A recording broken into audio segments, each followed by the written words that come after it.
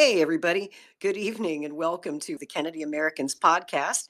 We are broadcasting live exclusively tonight on X, on formerly known as Twitter Spaces. And thank you so much for joining us. I'd like to ask everyone who's listening to us right now, if you're on Twitter, to please retweet this space. Get it out to your listeners, get it out to your friends, and tell them it's happening. Tonight, we're having a very important discussion on probably the biggest foreign policy problem that the United States is facing right now. RFK Jr., 2024 independent presidential candidate, is he right or is he wrong on his position on the Israel-Hamas war and the Israel-Palestine conflict? We want to hear from you tonight.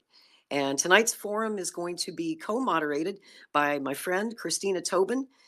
She is with Free and Equal Elections, and they'll be hosting independent and third-party presidential candidate debates coming up in the new year, I believe starting in January. And Christina, why don't you unmute your mic and say hello to everybody? How are you tonight? Hi, Lori. Thanks so much for having me. I'm doing really well. How have you been? Really, really good. I'm glad you could join us. Could you tell people a little bit about you and Free and Equal and what your plans are in 2024? Oh, definitely. I founded Free and Equal Elections 15 years ago. It's a nonprofit. We've been hosting presidential debates for 15 years now. Broadcast legend Larry King and I co-moderated 2012, and we are gearing up to hold. We just locked in our venue for our first presidential debate of a series in 2024. It's going to be at XR Studios in Hollywood this February 29th. And some new news I hope to have confirmed come this Friday. We have received the full support to put on a Democratic debate as well. So I've already spoken to Marianne Williamson and Dean Phillips' campaign, Jason Palmer, Cenk Uygur of the Young Turks, and almost all are confirmed and on board.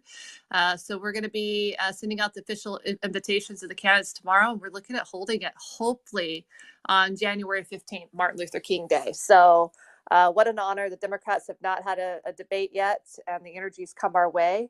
And for the February 29th debate, the top 6 candidates, we're going to launch a blockchain app on January 15th, which might be the same date that Free and Equal hosts the Democratic debate. And for that blockchain app, the people will vote the top 6 candidates they want in our February 29th debate, which will be open to every single candidate running for president. Will all have a chance to be voted in as the top 6 through our blockchain app powered by Nexus.io. So it's a pretty exciting year ahead that is for Free and Equal Elections. That is absolutely incredible. I've been following these debates for years. I think I've watched every Free and Equal debate that you've ever done over the last 15 years. And I love what you do.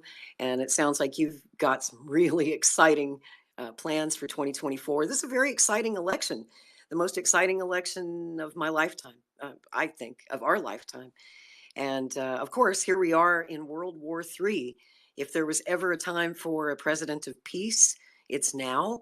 And of course, I am involved. I'm a volunteer on the Kennedy 24 campaign and support Bobby very strongly. Have for a long time. For those of you who don't know, I was involved with the Draft Kennedy campaign back in 2007, 2008. We were trying to convince him to run for president then, 16 years ago. But the time is now. This is exactly the right moment, I believe, for Robert F. Kennedy Jr. as our next president. And so tonight, I do want to let you know, everybody, that this space is being recorded. So if you miss it or you want to go back later and catch up on maybe some parts you missed, if you joined us late, there'll be a replay. You can go back and hit the replay button.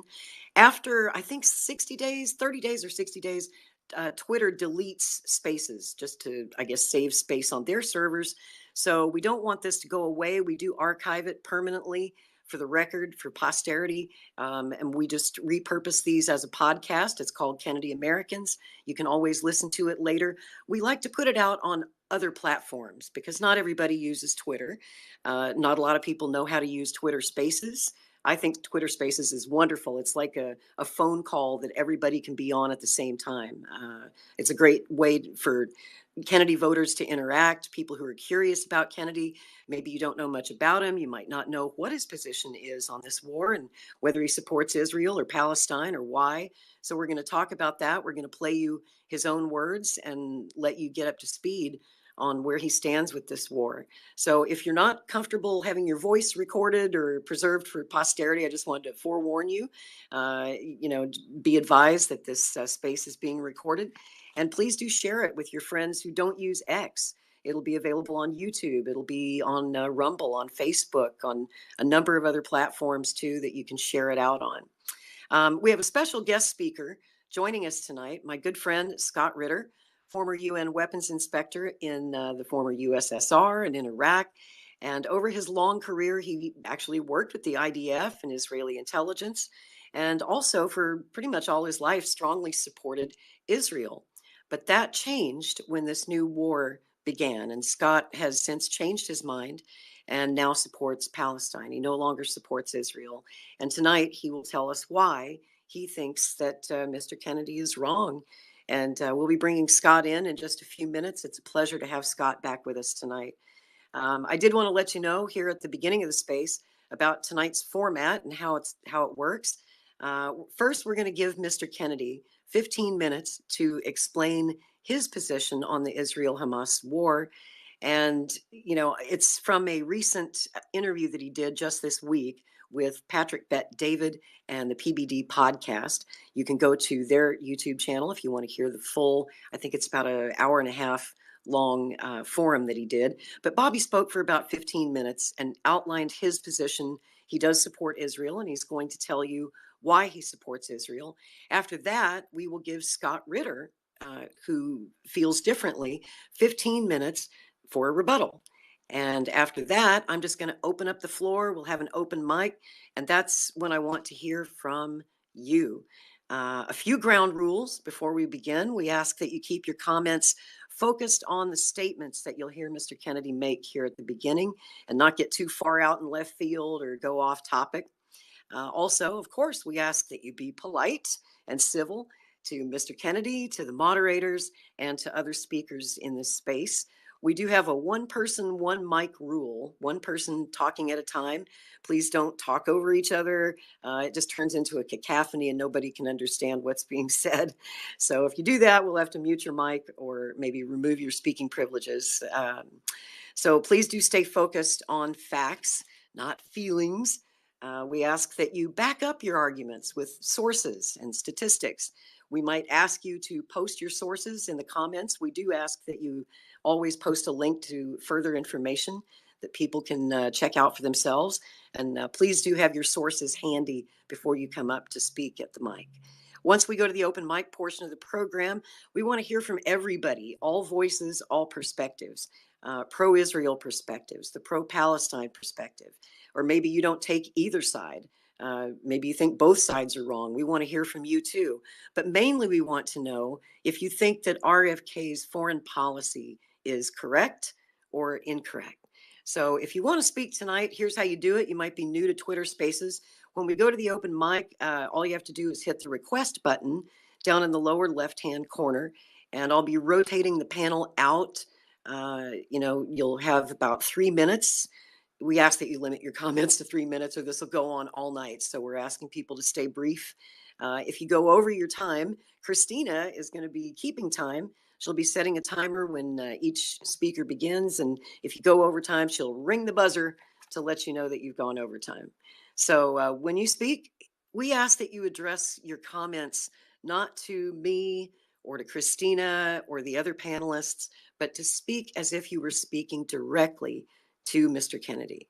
If you were across the kitchen table from him and you were discussing the Israel-Palestine conflict, what would you say to him? And is he right? Is he wrong? Tell him why he's right or why you think he's wrong. And we will record this forum. We'll make sure that Mr. Kennedy gets a copy of it directly. So he will hear your thoughts tonight. And I know that he listens to the people and he's going to take everything you say under consideration. You had a clip that you wanted to play of Robert F. Kennedy Jr. speaking. I believe this was an interview he did just this week with Sirius XM Radio, right? You were there. Yeah, that was right. Yeah, I got to be there. I was pretty lucky. I got to ask a question on regenerative agriculture and get a great answer from Bobby. And then the very next answer was this one. about the conflict there. So yeah, I'll give that a play. Sir? Hi, thanks for everything you're doing. I'm Curtis Slipman, and I live in Miami Beach. The October 7th, 2023 massacre has enormously impacted Palestinians and Israelis, as well as highlighted the ongoing conflict the USA has had with Iran.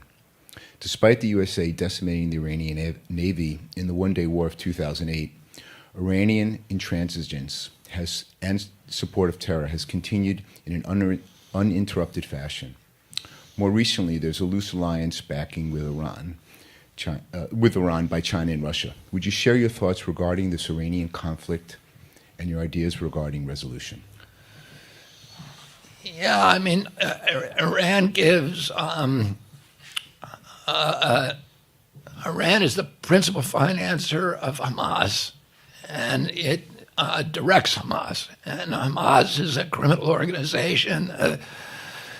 The principal leader of Hamas, Ismail Haniyeh, has $5 billion net worth. His two cohorts collectively, they have $11 billion that they've stolen from the people of Gaza. And the West Bank is not much better. West Bank, where Islamic Jihad and Hamas are in the West Bank, they're also funded by Iran. The international aid agencies have given more money to the Palestinian people than any people in the world, and yet none of it gets them. It goes to buying weapons and to enriching their leadership. And, Yasser Arafat died a billionaire. His wife, who lives in France, is a billionaire. His successor, Mahmoud Abbas, is a billionaire. His sons have $750 million. Oh, it's an organized crime syndicate that schools their children to kill Jews. The charter of Hamas says in the charter, it says that the single purpose of Hamas is the annihilation of Israel and the genocide, not of every Jew in Israel, but every Jew in the world. And that it is a violation of Islam to even negotiate with Israel, except as a ruse. This is what it says in their charter, which I've read. And Hamas is driven and funded by Iran, as is Hezbollah in Lebanon, as are the Houthis in Yemen, and all of these conflicts are connected to that. And I was among the strongest voices of protest when President Biden authorized the $2.6 billion transfer of wealth from Egypt and Qatar, and then $6 billion after that, and the fact that President Biden failed to enforce the sanctions against Iran, which bring in now $65 billion a year and allow them the money to fund these jihadi terror organizations. And I have great sympathy for the Palestinian people. I have many Palestinian friends. Cheryl and I, my wife, who's in this audience today, have visited the West Bank. We have met with the top leadership. We've eaten at the dinner table with Palestinian shepherds and business people. I have a friend who is in South Gaza today with 5 children. I sent him money to his bank yesterday, and I'm deeply concerned with the impacts of civilians on the West Bank, but I don't think Israel has any choice. I think that you cannot, Hamas, as they took over, Israel walked out of Gaza. It's not occupied territory. Israel walked out of it in 2005. Hamas took over in 2006, rounded up the Palestinian leadership, the Palestinian Authority leadership, shot them through the kneecaps, brought them up to the highest buildings in Gaza and threw them off the roof, and then declared war on Israel and began firing rockets at Israel. And between 2006 at the takeover and October 7th, they fired 30,000 rockets at Israel. There's no other country in the world that would tolerate that. What did Israel do? Instead of going in there and removing them, they didn't want to go in. So they built the Iron Dome with our help so that they wouldn't have to go in. And every time that Hamas fires a rocket at civilians in Israel, Israel, instead of going in there, shoots the rocket down. It costs Hamas $800 to fire that rocket and build it. It costs Israel $40,000 to shut it down. But they put up with that because they didn't want to go in there.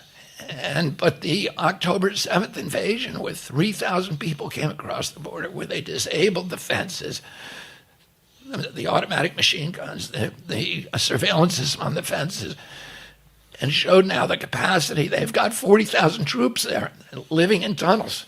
And they which they don't shelter their own population, by the way. They put the soldiers in and protect them and then use the civilians as civilian shields. Oh, if Mexico suddenly elected a communist government and said, now we're going to take back Texas, and started firing, missiles onto Houston and San Antonio, we would go in there and we wouldn't wait 30 years or 16 years. We would go in immediately. And, I don't see that Israel has a choice. That's the clip, right? That all? That's it. Great. Thanks, Johnny. We've got like 36 people asking to speak. So there are only so many people that are allowed in the speakers panel by Twitter at one time. So if you've already spoken, I'm going to ask that you drop back down to listener status so that I can add more speakers to the panel, or we'll take you out after you've spoken. And that makes room for the next speaker. I'm going to go to Sammy next. Sammy's had the hand up for a while. Lori. Thank you for having welcome. me. Hi. Yeah, no, absolutely. If you could talk to Mr. Kennedy, what would you tell him? Yes, Mr. Kennedy, my mother is a Catholic Mexican woman. Your uncle was a great Catholic president of peace, virtue, and understanding, and I love that man. I wanted to talk about a video or audio snippet you brought to our attention, Lori, with Alex Jones and him saying people being obsessed with Israel and Zionism. The reason that's so is because the Western media has made it so. The war machine has gone along with the agenda. Capitalism has entangled America in this genocide of the Palestinian people. We should be obsessed about the people of Gaza who are being murdered, the martyrs. That was risen up to 17,700 and 48,780, and that was yesterday's numbers, since the genocide in the Gaza Strip. We should be concerned about the occupation in the West Bank, where there's settlers causing havoc and terrorizing a people indigenous to the land. Your uncle was a great man, and you, Mr. Kennedy, are so too, but I am concerned about your pro-Israel stance, and I agree with Mr. Scott Ritter, and I hope he's still here because I love him too, and I appreciate his career. I wanted to ask him a question. Mr. Scott. What through your career allowed you to see and change sides from being a pro-Israel commander and going into a shift, because it's a huge shift, and I think people would really appreciate that sentiment, and I think Bobby would too, because he's an American. I'm an American. I love America. I love its virtues. I love the founding fathers. I love the way that they rebelled and they fought for the land, for the people. And that's exactly what we're trying to do. So I love this conversation, and I thank you, Lori. I thank you, Christy, for having us up here. And Scott, you can speak on it. I'll be so thankful. Sammy, thank you. That was beautiful. Scott, I hope you heard that. And I did want to give you a minute to respond. That was actually a great question. Well, no, thank you very much.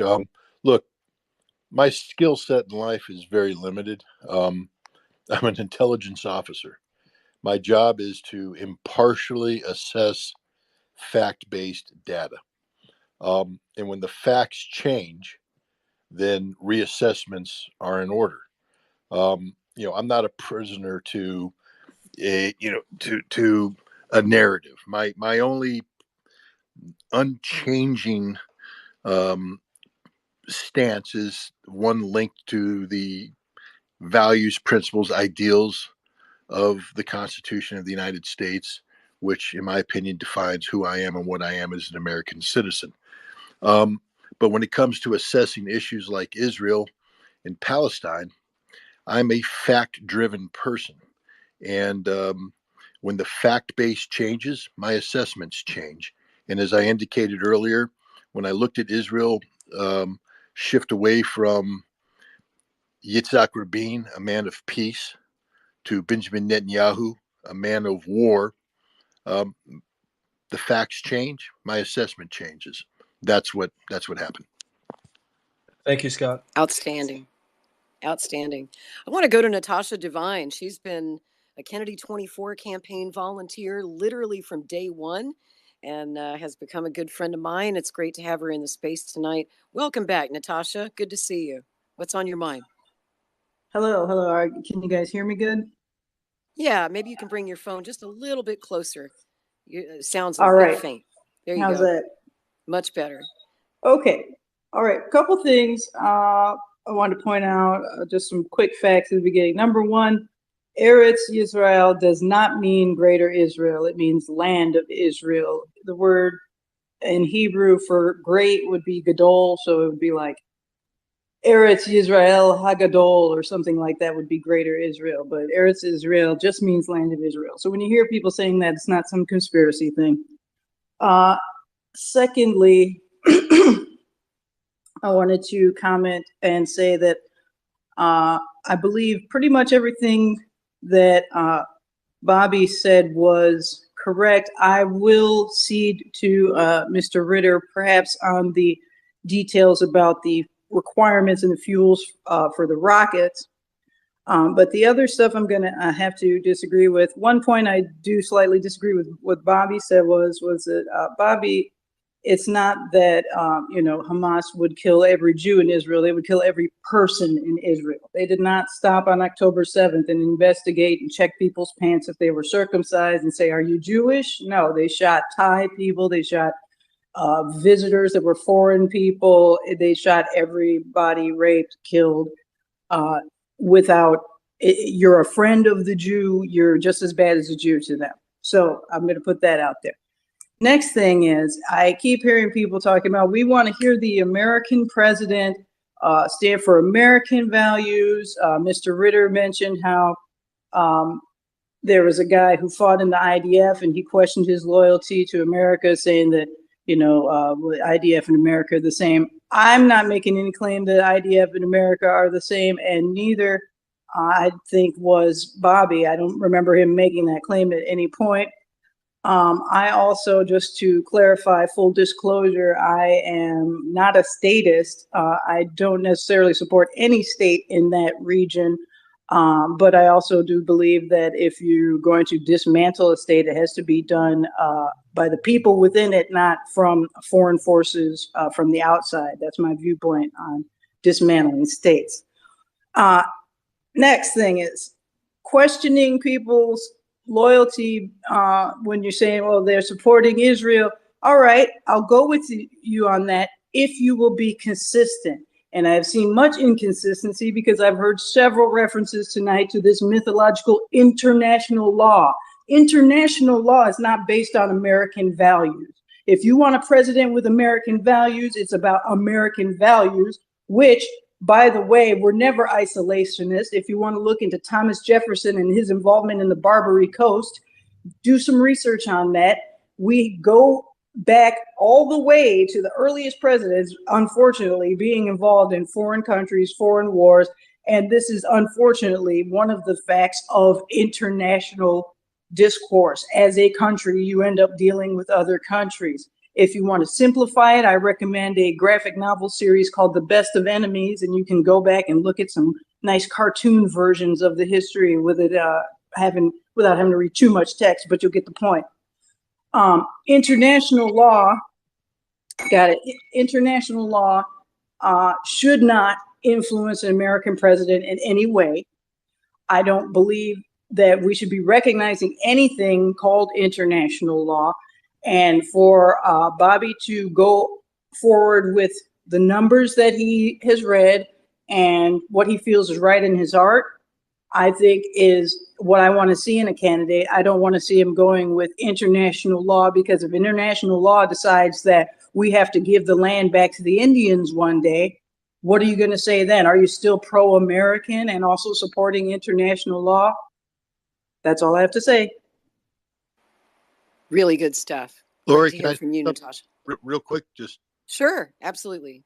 Natasha, I'm not going to debate your interpretation of international law, but if Bobby wants to be an American president, he's going to take an oath to the Constitution of the United States of America. And I would ask you to refresh yourself with that document, in particular the Supremacy Clause. The Supremacy Clause holds that when the United States enters an agreement, a treaty, or an agreement that's been ratified by the United States Senate, it is the supreme law of the land. And international law is derived from the United Nations Charter, which we have ratified.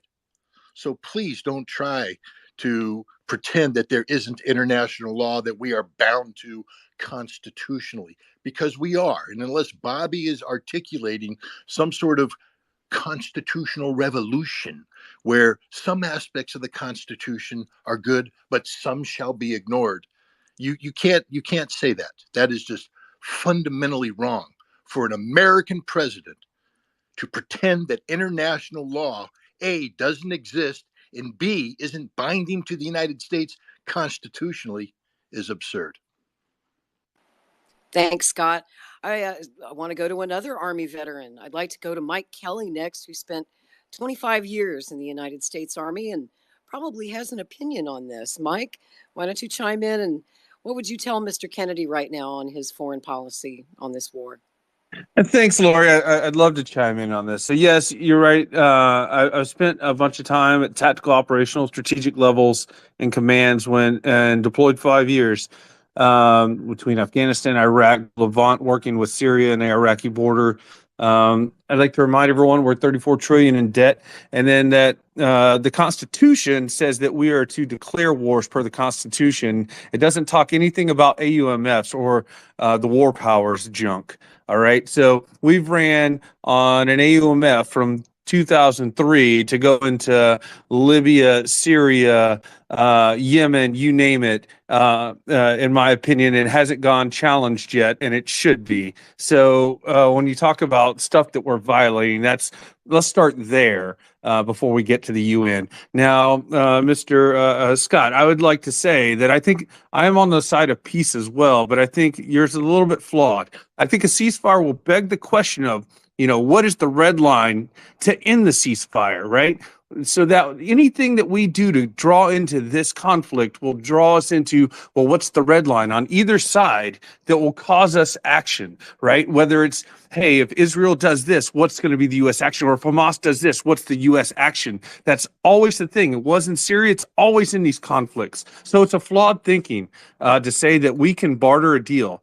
I say that being neutral, non-interventionist, that's the peace tract, right? The U.S., there's no way we can barter an Israel-Hamas deal or an Israel-Palestine deal. We've waged wars in the Middle East.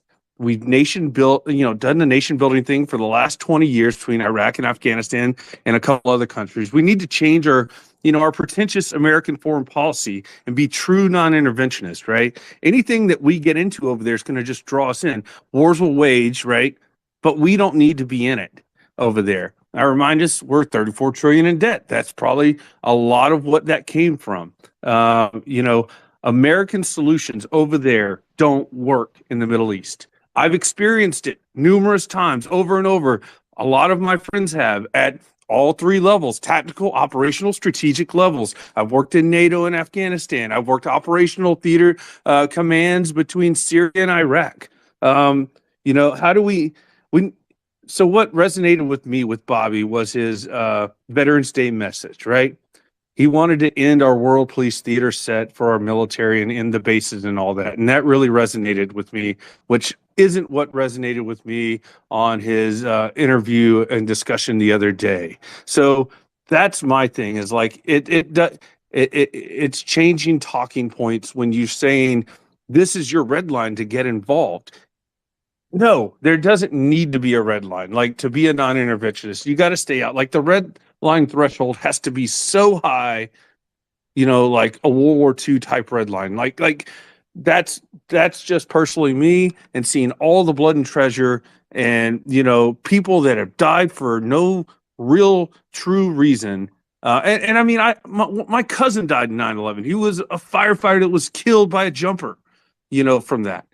But we need to be non-interventionist, and I think us bartering a ceasefire only draws us in. Thank you. Thanks, Mike. I appreciate you. Let's see. Who do I want to go to next? Oh, by the way, if you'd like to speak, please raise your hand. That way I can kind of put you on the list. And to do that, if you're new to Spaces, down at the bottom right, you'll see some emoticons, that little heart icon. Long press that and look to your right, and you'll see the hand. Just press that button and it'll raise your hand so that I can see you and see that you want to speak. I'm trying to go in the order requested as best as I can, and I want to go next to John Russell, my friend John Russell. How are things down in Florida tonight, my friend? How you doing? I'm doing fine, actually. Not bad weather right now, as one might well imagine. I want to thank you Nice. for having this get together tonight. Lots of people listening, and I love hearing the varying viewpoints of people here. And I'm especially respectful of Mr. Scott Ritter, who I feel is a titan in this discussion.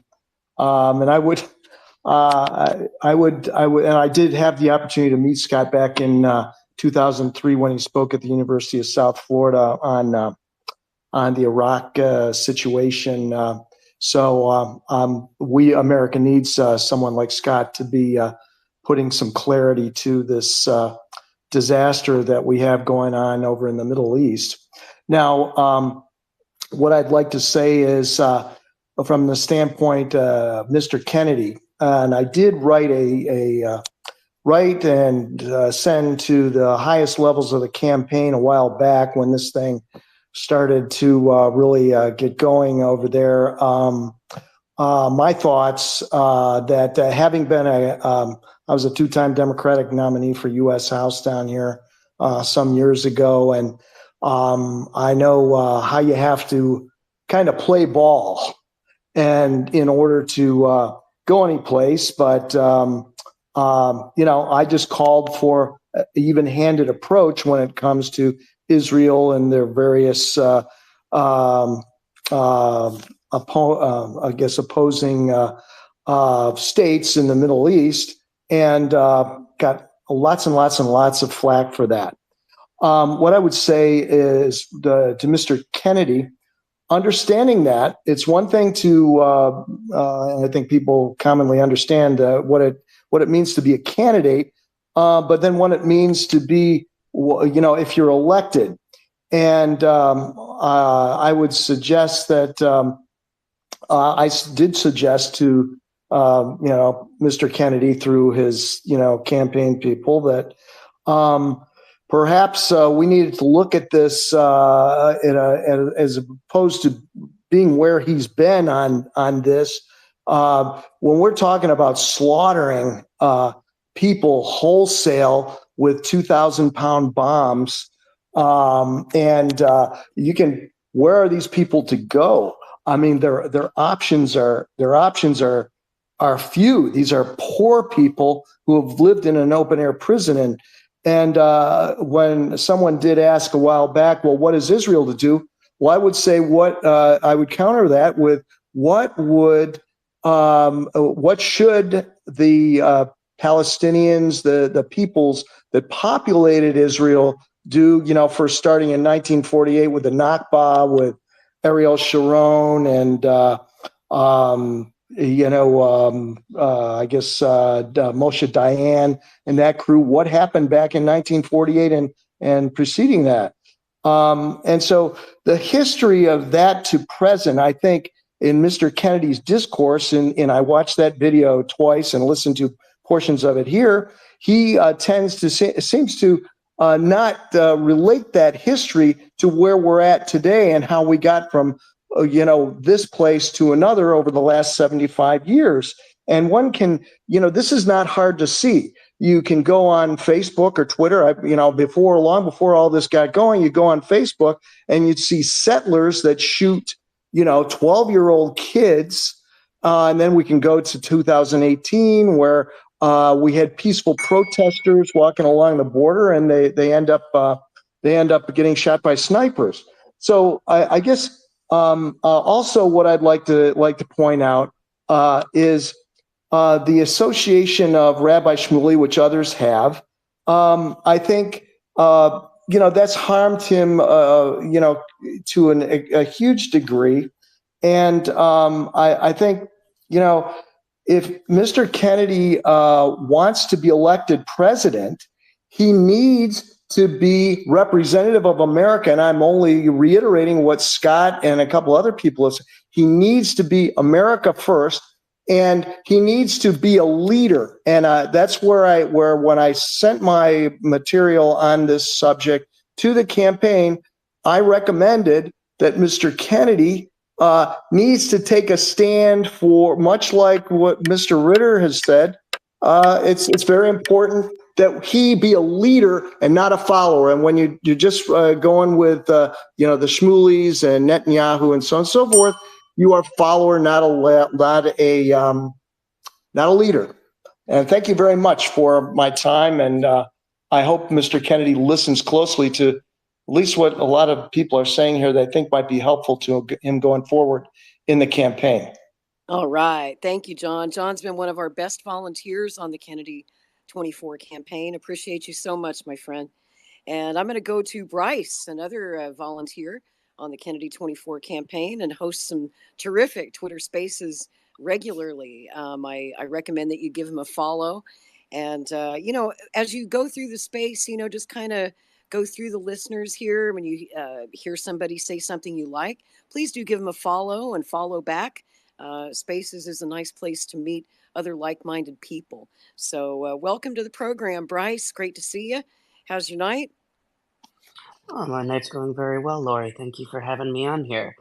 Listen, I don't think anybody here has their pulse on the American people or where the American people go between Gaza and Israel, because the silent majority has, as it often does, stays silent on these issues and these topics.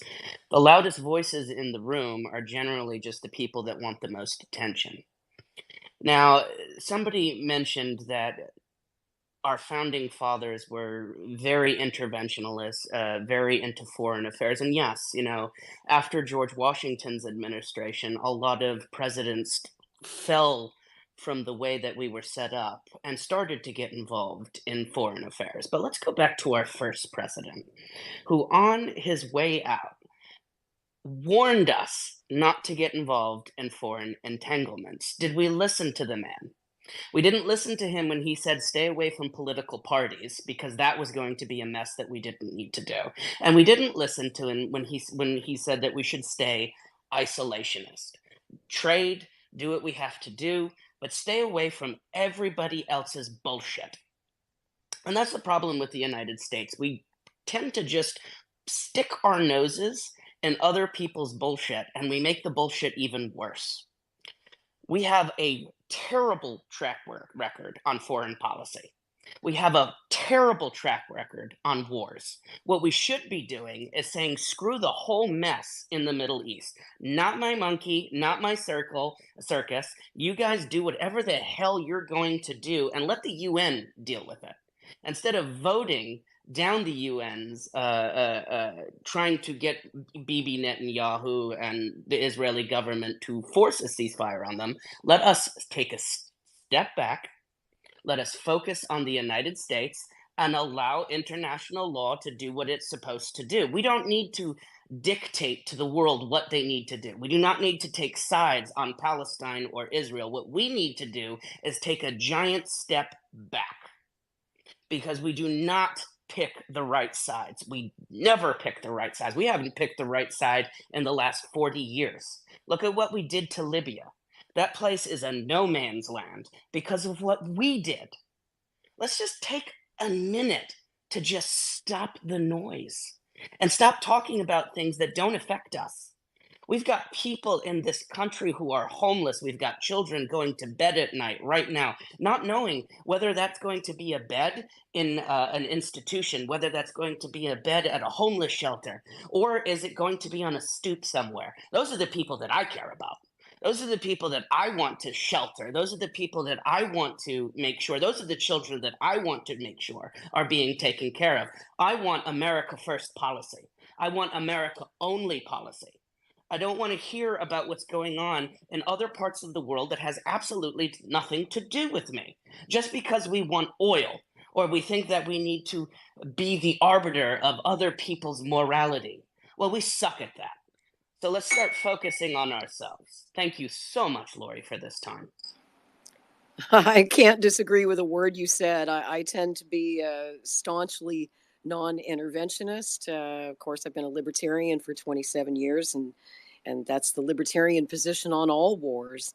So if I could, say I'm not really for either side in this conflict, I personally feel that it's not our war, not our conflict. The Middle East, these tribes have been fighting each other for thousands of years. And I personally think it's a mistake to be involved at all. So I Lori, tend to agree with you, Bryce. if I could just say one thing. You bet. Please do. Look, I sympathize with everything the previous speaker just said, except I'll just say this. We've already taken a side. We supply Israel with its weapons. We give them the bombs. We give them the airplanes. We give them the money. We give them the veto. We give them the diplomatic cover. We are engaged. We can't walk away from this.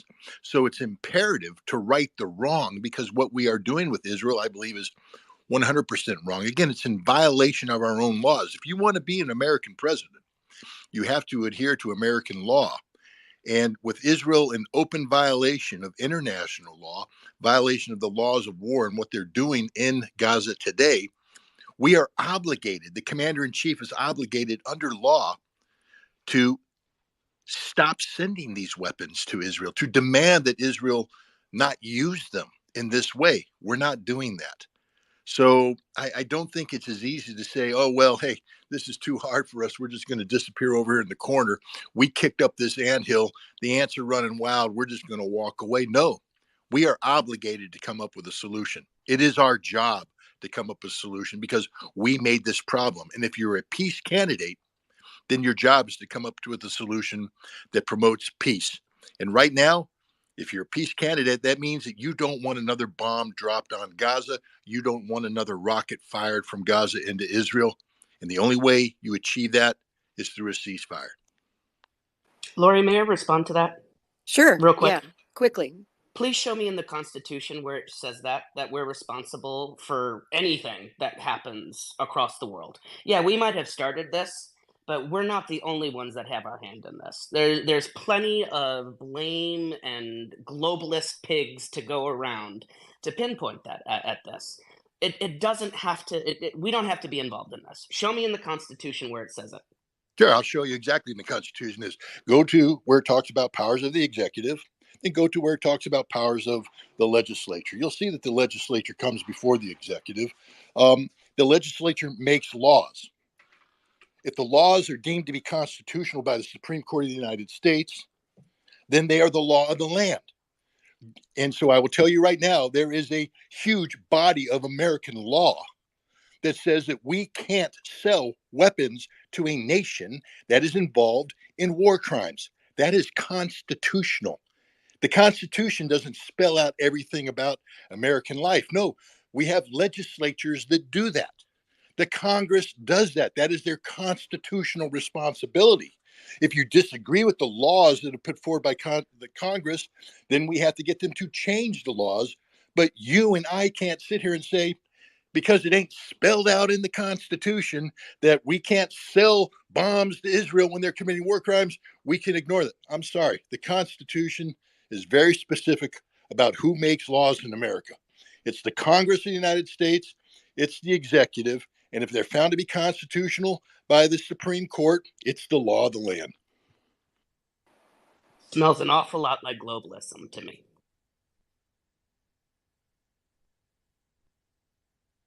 It's the Constitution.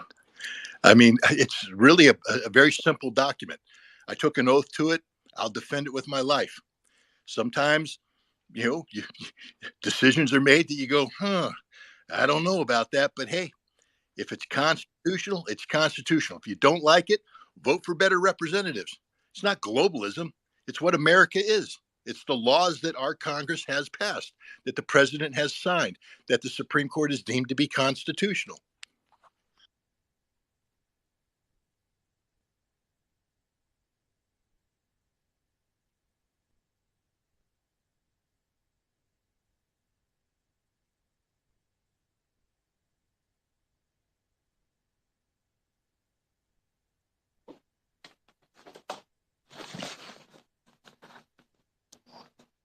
Did we lose audio? I heard you. Yeah, Yeah, I think we're back now.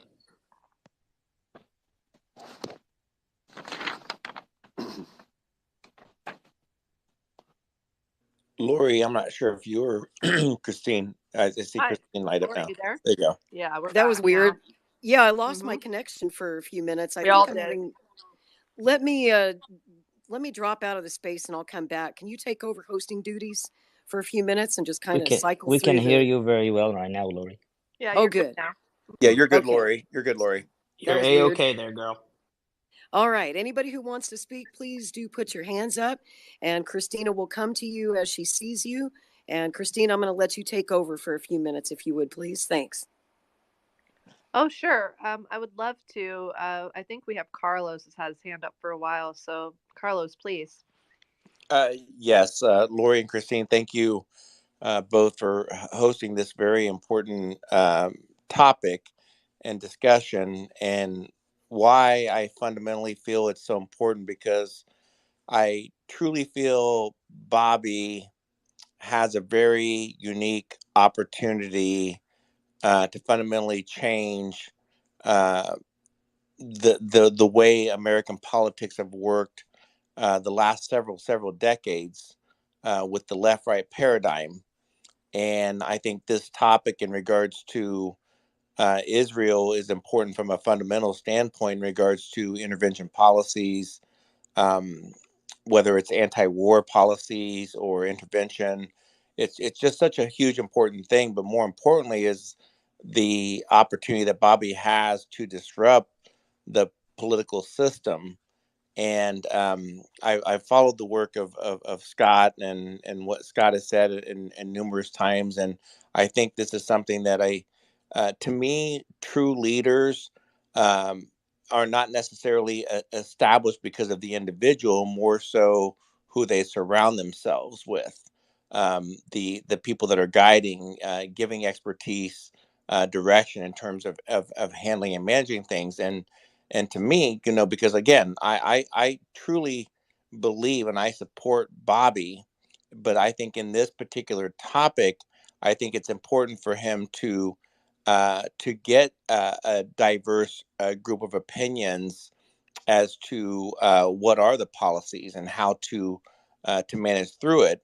And where I felt conflicted with Bobby is that I feel that his policy stance on funding Ukraine and sending money and weapons was right on point, because he felt that it was very detrimental to the people there, and the sacred and the safeguarding of life, which is so important. And to me, it was very conflicting to me is the opposing thoughts in regards to Israel. And to me, if you're anti-war, if you're pro-humanity, you're pro, because to me, war to me is a breakdown of communication. War is a breakdown of all principles, and I don't think we should ever get to that point where we do the bombing and there's a malice care of disregard for life. To me, war is a breakdown of communication and breakdown of all those principles that we should have as humans. and the sacred regard. Is war necessary? Well, potentially yes, but at the same time, do we feel as individuals, as a country, that we should support that?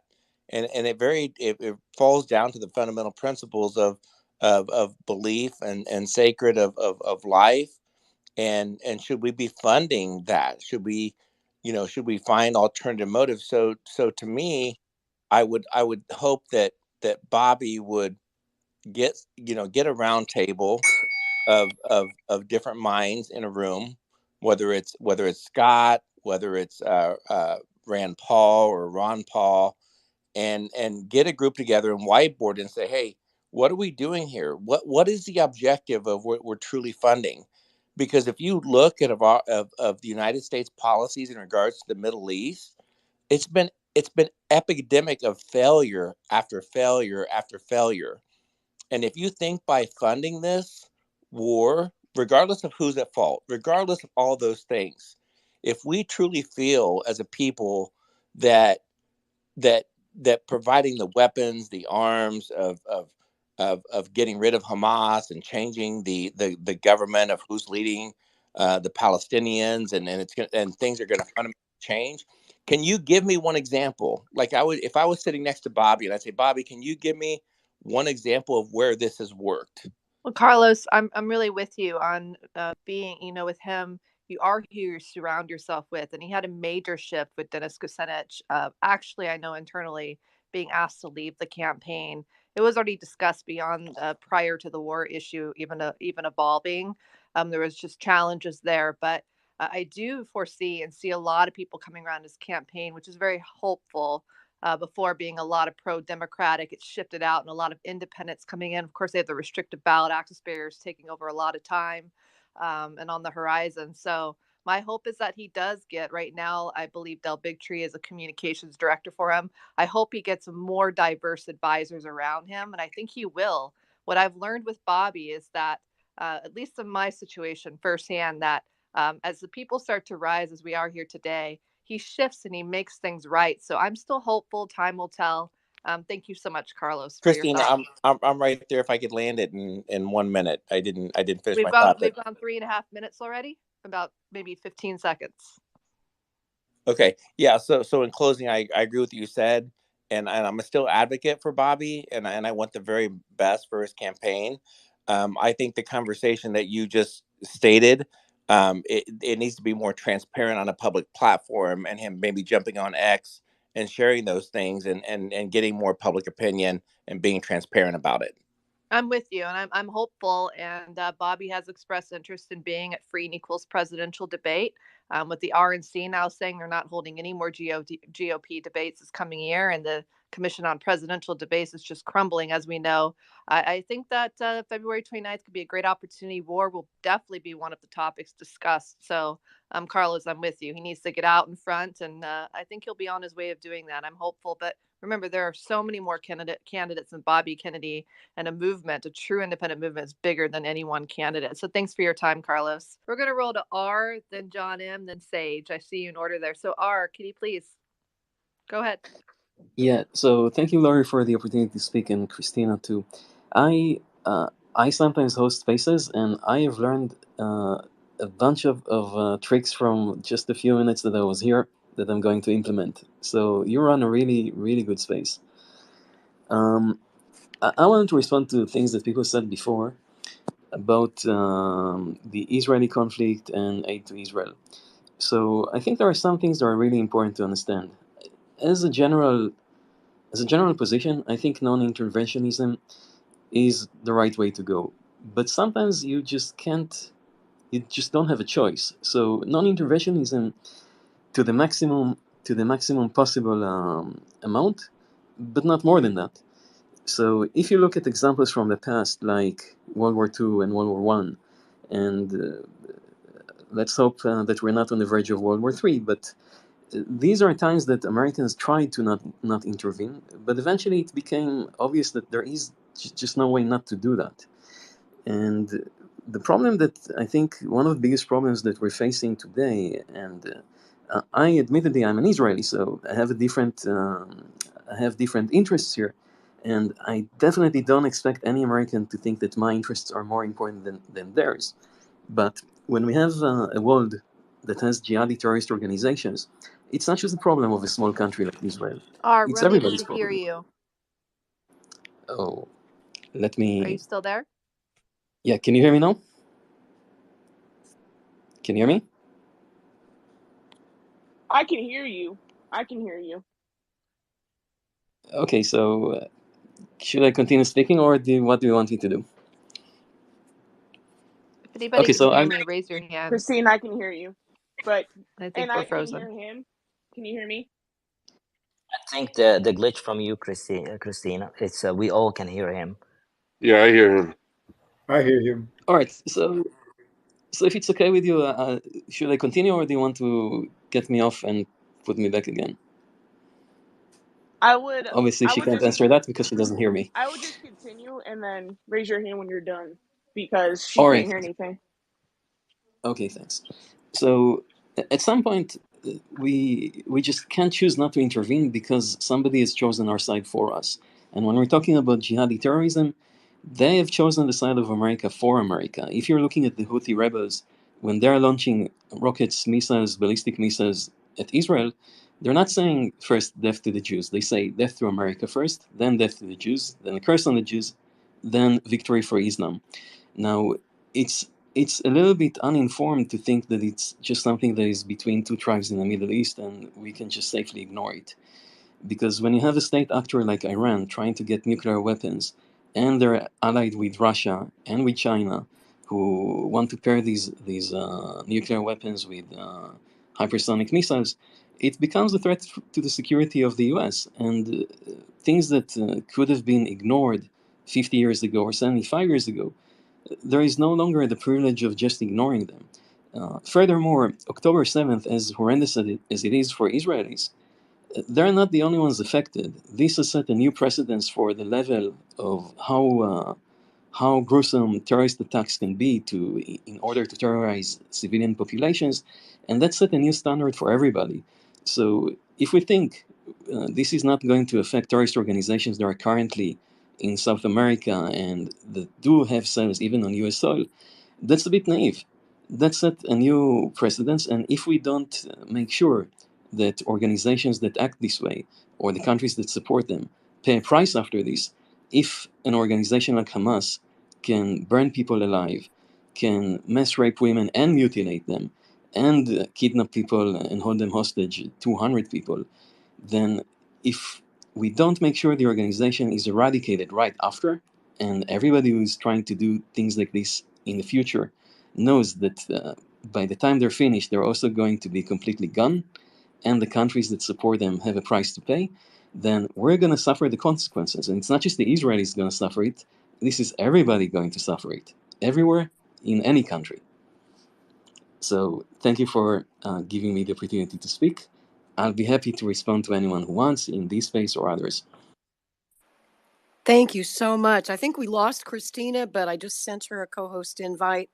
Hopefully she will be rejoining us. And I think Scott Ritter is having to check out for the evening. Scott, just want to thank you once again for being here tonight and sharing your perspectives and answering people's questions. Thank you so much, my friend. I had a quick question for Scott, Lori, in my speech before he leaves. Is it possible? It was one point of my 3 minutes. Is it possible Scott can just wait for a couple minutes? Sure, Mohammed. Scott, are you still here? Yeah, go ahead, Mohammed. Okay. If you don't mind, I'm gonna try to be very brief in the 3 minutes here. I wrote it down so I don't go over time. Mohammed, though, we did have John M. and Sage next in the queue. Scott, thumbs up if you'll be around. Okay. Okay. All right. That's fine. I hope, Scott, if you can wait a Okay, little Scott, bit, we'll I would wait. really appreciate it. Lori, is that okay? Thank you very if much. John and Sage go, I promise them that. Thanks for adding me back on. Thank you, Christine. Thank you, you, Lord. Mohammed. John M. Yes, hello. Sorry about the dog in the background. I had a couple of points. One is what Bobby was talking about. He said that Israel always warns ahead of time, except when it's a high value target, but 90% of the time they're attacking infrastructure.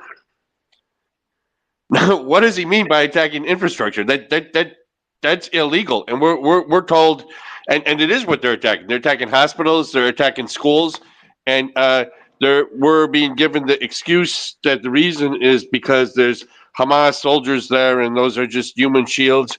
But the way he phrased that, it's not a high value target because they're the high value targets are the ones that they don't warn ahead of time.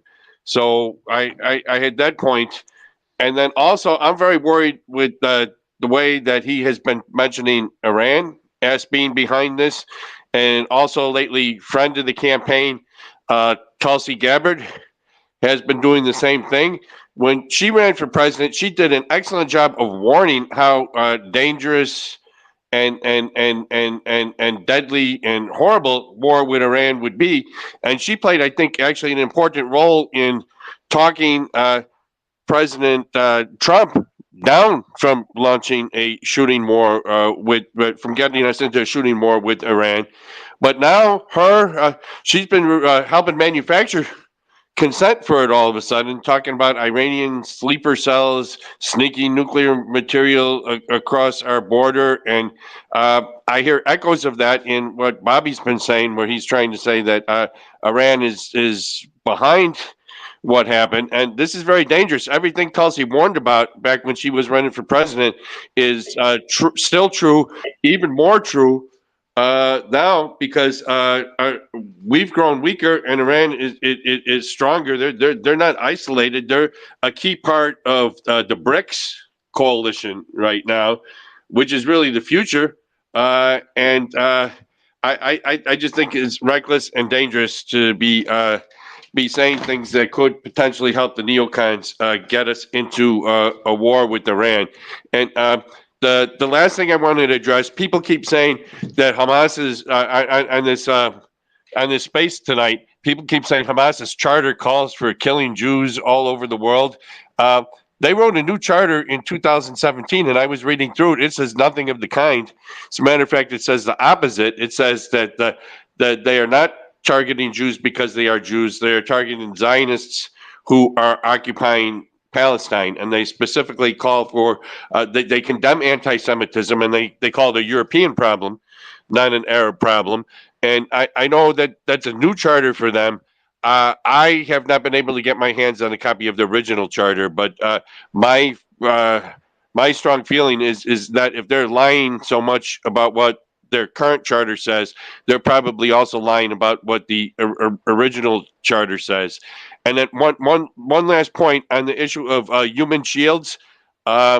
I was reading, I think it was an article by Scott Ritter, maybe it was by the Gray Zone, that those kibbutzes that got caught in the crossfire on October 7th, that there were actually soldiers stationed there. So why is that not a human shield? If you have one Hamas soldier in a hospital, that's everybody in it's a human shield. But if you have soldiers in a kibbutz, that's not a human shield. And okay, I my time's over, I guess.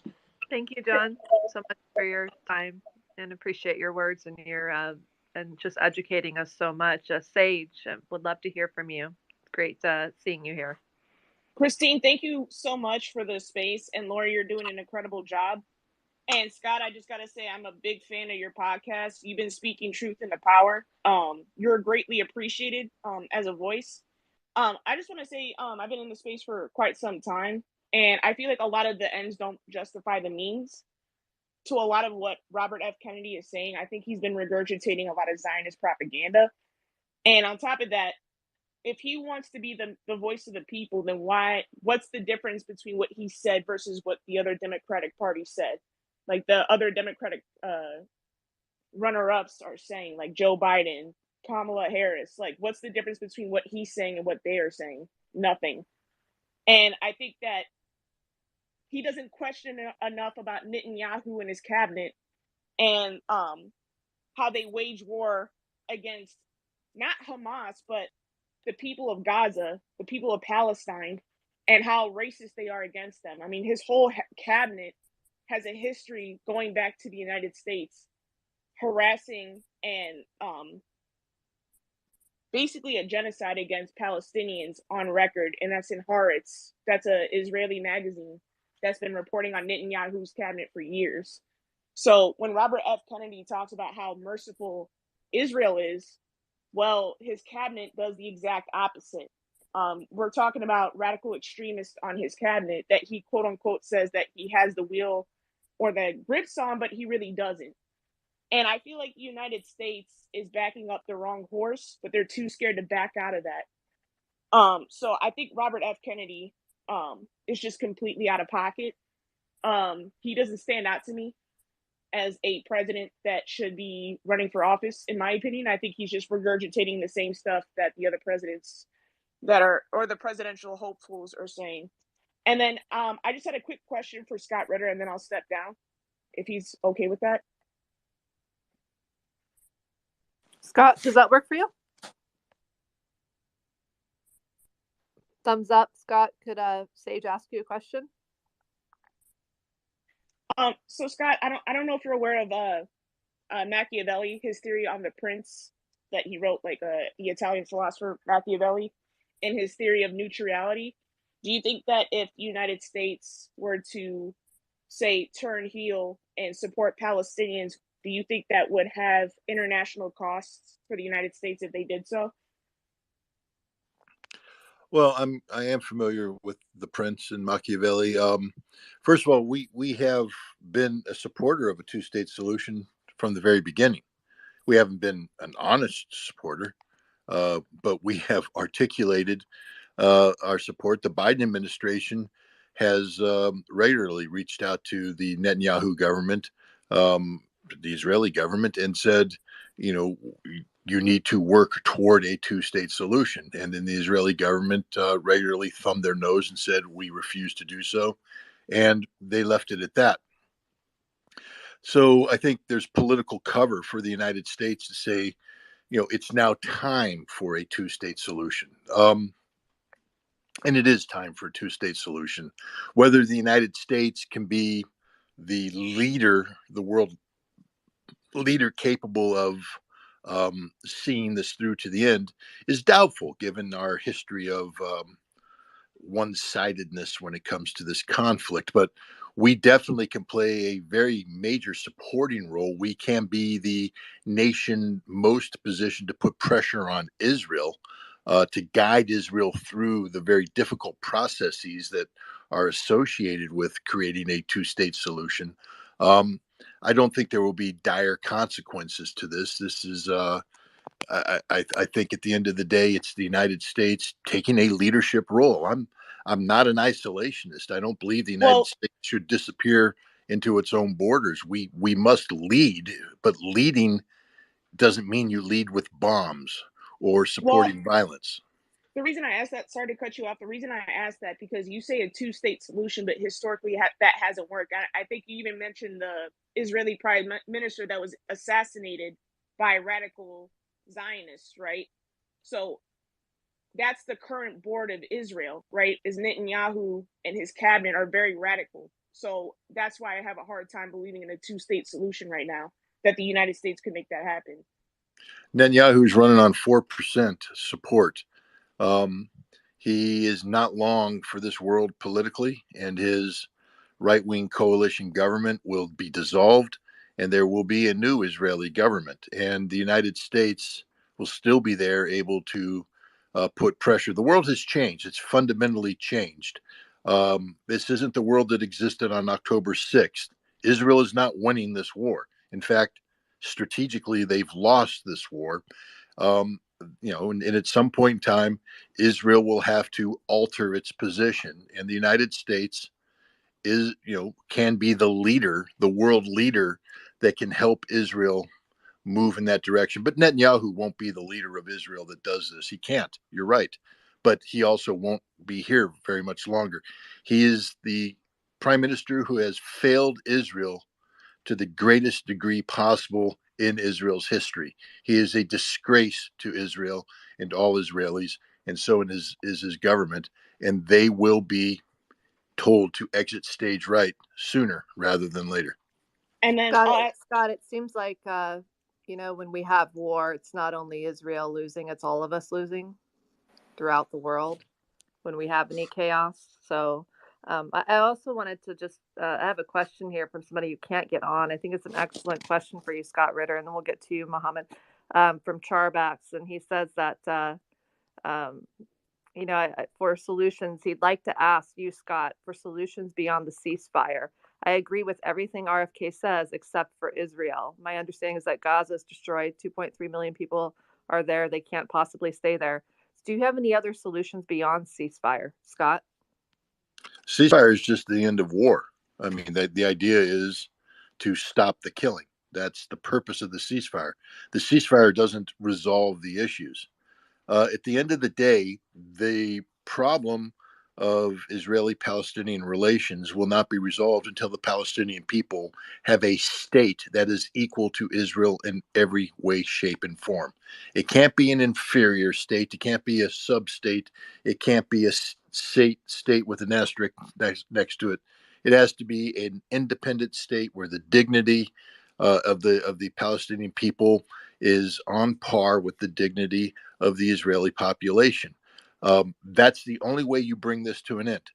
And so we go from a ceasefire, which stops the killing, to the negotiation process, which can take some time and be very difficult. I don't think there's anybody in the world who says how easy this will be.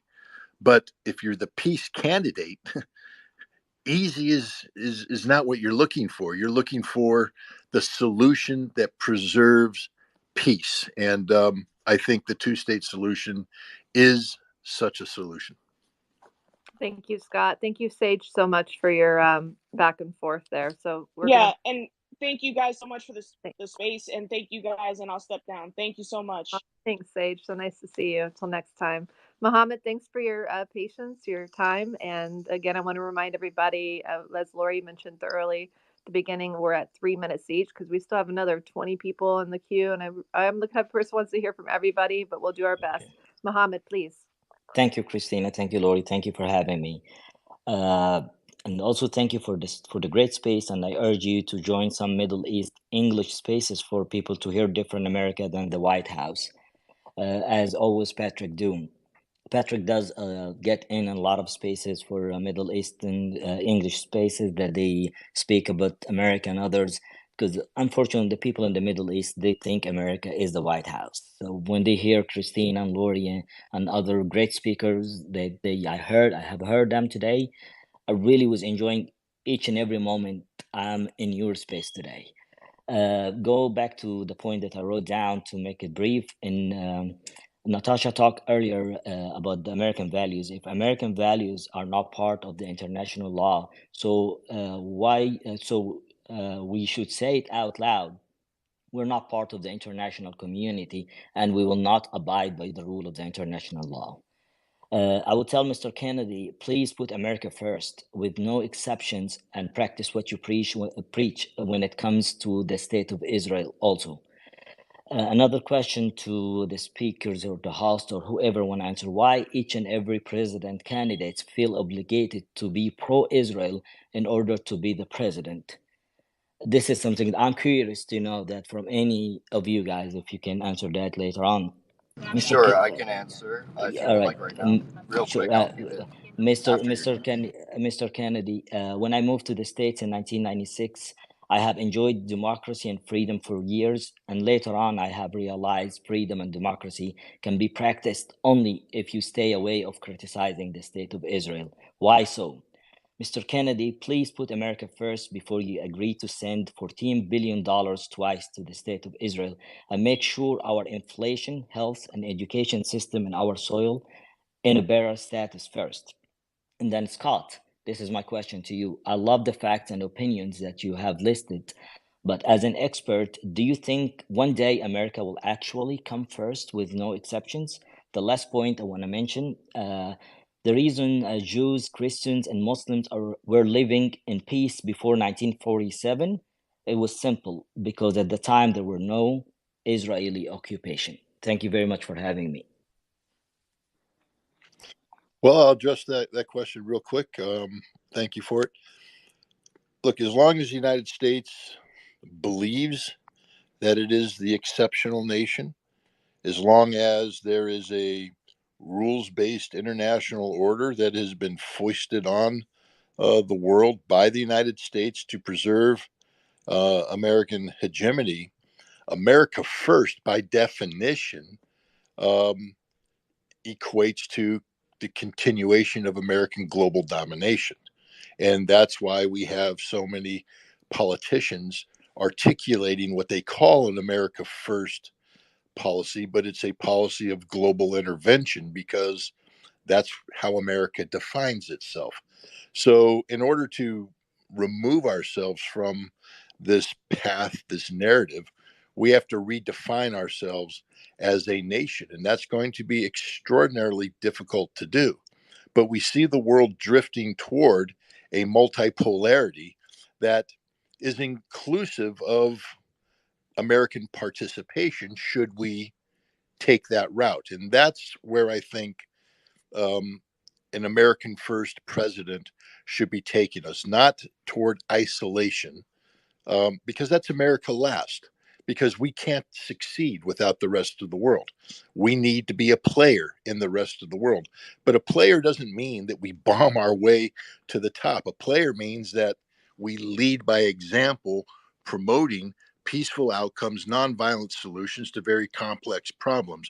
And we can best achieve that by sitting at a table where we are not King Arthur with the Knights of the Round Table subordinated to us, but we are one of many nations around the table working together to achieve, common nonviolent solutions. The United Nations is supposed to be that forum to do this, but the Security Council today is fundamentally broken. Maybe we can fix the Security Council. I don't know how you do that. As long as the veto is retained. But the big thing isn't about fixing the council. The big thing is about fixing American attitudes towards the world and how we interact with the world. We have to stop believing that we are the exceptional nation, that we are the world's greatest power, and we have to start understanding that we are but one of many nations, all of whom have equal say when it comes to the world we live in. If we do that, I think that's the best way to get an America first policy, because America first means you're looking out for the collective welfare of the American people. And the American people are part of a global population that has to learn to not only engage in productive commerce, engage in collective policies that best utilize global resources, but also avoid conflict. Excellent answer. Excellent question. Thank you both. And just a couple of notes. We are coming up on 3 hours that this space has been going on, and we still have a lot of speakers who have requested to speak. And before I move on to the next speaker, I just wanted to, I think someone is speaking there. I'm going to mute you just so we don't hear people talking over each other. And just in the interest of time, if you've already had a chance to speak and you're requesting to speak again, I'm going to ask you to remove your speaker's request so that everyone gets a chance to speak at least once. We've got so many people requesting to speak. I don't want to hear from the same folks twice tonight because we're kind of running out of time.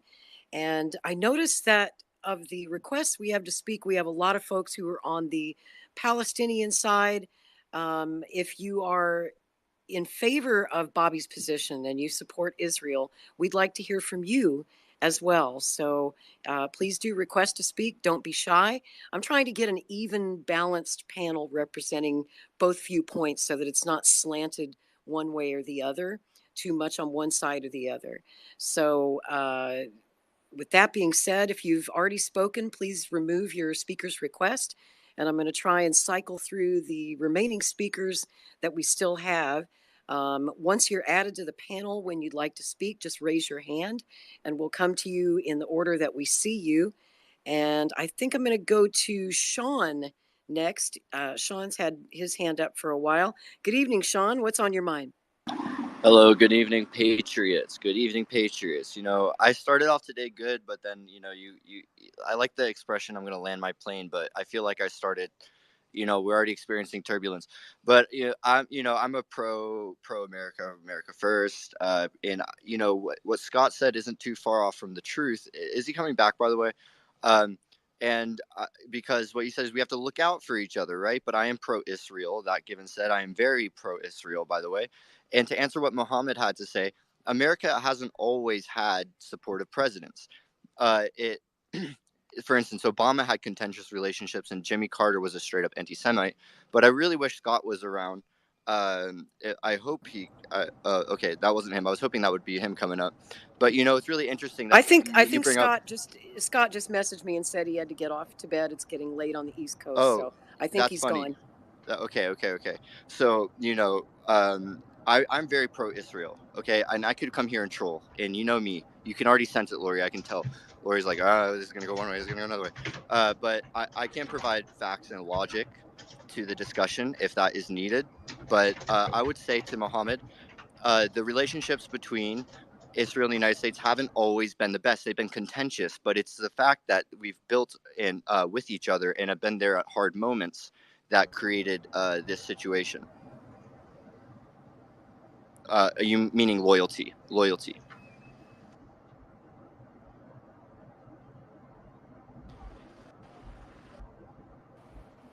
Oh, did we lose Sean? No, I have butterfingers, so I sometimes fat finger the fat finger. Oh, okay. I like that expression. Thought By I the way, lost you. I like that expression. I think I coined it but fat finger. Whenever you accidentally hit the wrong button, like when you thumbs down when you mean to thumbs up, I call it fat fingering. Tiny phone, big fingers. But like I said, I could come here and just say trolly things and be very rude. But let me just say, we have to be America first. And in order to do that, we have to care about sovereignty. I disagree with mostly everything Scott has to say, but I will keep it respectful as long as it is respectful. So I'm here to maybe speak about one thing that I think is true, which is, America and Israel both have a common goal. And I think that common goal is an important one. I think that Hamas has hosted itself and taken over what you guys call Palestine. But Palestine and the Palestinians aren't really a country, nor are they a people. Matter of fact, if you go back to Joan Peters, who wrote the book From Time Immemorial, she speaks how the heritage after the Egyptian struggle had a mass migration of what were the original quote unquote Palestinians of the region, where the Egyptians shot out the houses. And there was a news that a woman was raped and killed, and a few women in the center of their what's it called? Their not their synagogues, their mosques, right? Their mosques.